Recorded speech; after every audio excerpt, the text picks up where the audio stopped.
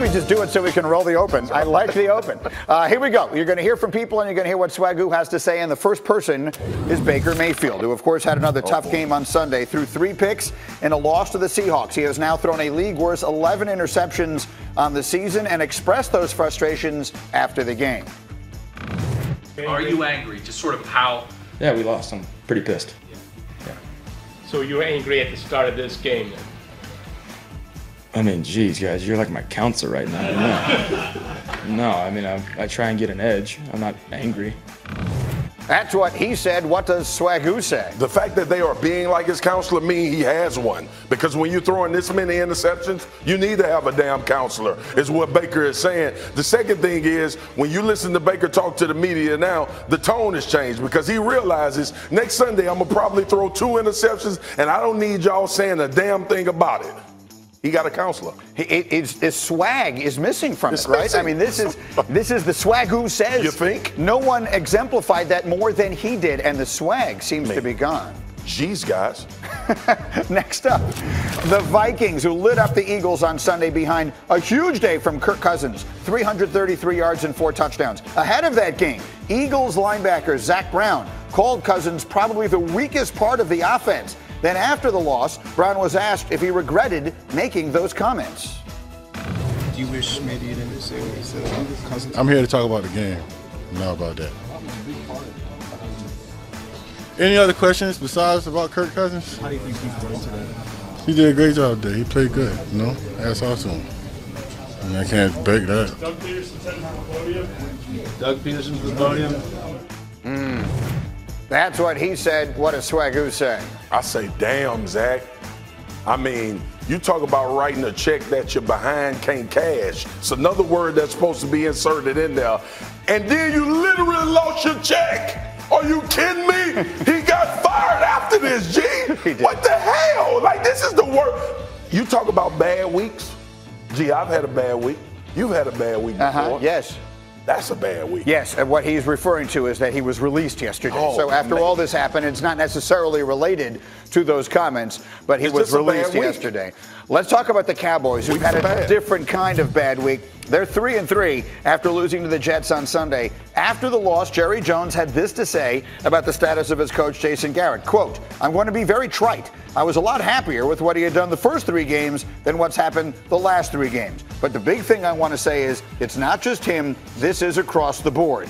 That's what Jerry says. What does Swagoo say? Swagoo say, oh, hell no, this is him. That is the beginning of the end. Jerry has never been not really to the point and stern when talking about Jason Garrett. It's not just him.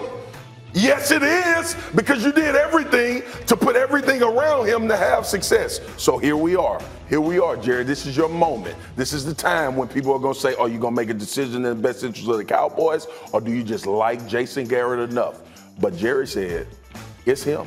And let me ask you this, because you played for him. You know how the dynamics of this stuff work. If they lose to Philly on Sunday night, it's going to be up for grabs. Do you believe that if they fired Jason Garrett during the season, it would help them? They would have a better chance of winning by making an in-season coaching move, which rarely happens in the NFL. Gee, I would be hard-pressed to think it would help them, because I don't identify anybody within that organization that's going to help them get over the hump. Like, we're talking, remember, we picked this as a Super Bowl contender. Yes. We picked them to go to the NFC Championship. Now we're having a conversation about what's best for them to just get through the season.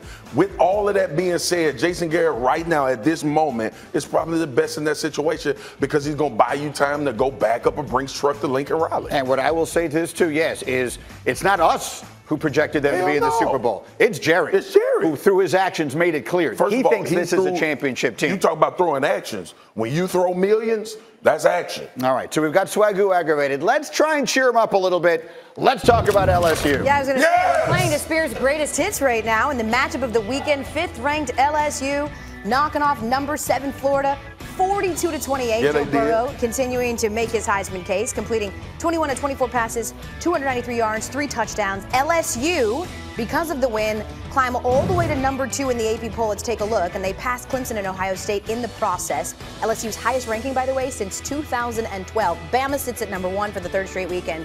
Yeah, Georgia falls to number 10. But we'll get into that later. Hi, Paul Finebaum. Hi, Paul. Hello. I'll start with him because, as you see, he's over here stewing. Number 2 team in the country. What did you learn about LSU after Saturday's game? They can score on anybody. They're smiling. That's number one. Okay. I want to say a lot of things, but I'm going to keep it tight because Dan and Paul got to talk too. I'm sorry, guys. Listen, first time in a long time I've been to a game. I was there Saturday, and I was asking myself, Todd Grantham, Florida's defense, this is the test. Can LSU really carry this offensive prowess throughout the rest of the season? You damn right they can. And it was beautiful. 48 plays total, and they scored 42 points. Are you kidding me? Joe Burrow is playing out of his mind. And the one thing I think people need to realize, whether Burrow wins the Heisman, whether he continues to be on a tear like he has, when Joe Burrow walks out of the locker room, every player on the LSU football team believes that they're going to win the game. And that says a lot about having the guy in that position where you believe that. You know what I find so interesting, Marcus, is he finna kill Ed Ogeron. Here's a guy that not a single major college in America wanted anything to do with. What did LSU want 3 years ago? They wanted Jimbo Fisher. They went after him hard, and they nearly got him. They came that close, but Jimbo decided to ask for some more money. So Les Miles survived. The next year, they went after Jimbo again. They begged Tom Herman, and they got stuck with Ed Ogeron, who's the best coach they've had there in a generation. I took 2 things from this game. One, we went into this season and thinking, man, Alabama's got the best receivers and Clemson has the best receivers in college football. And it was really everybody else.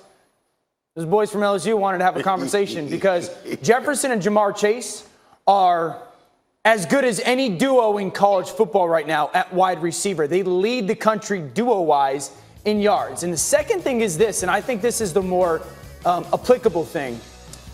No one has ever thought of LSU as being a place where quarterbacks wanted to go. The great high school quarterbacks wanted to go because the style of football.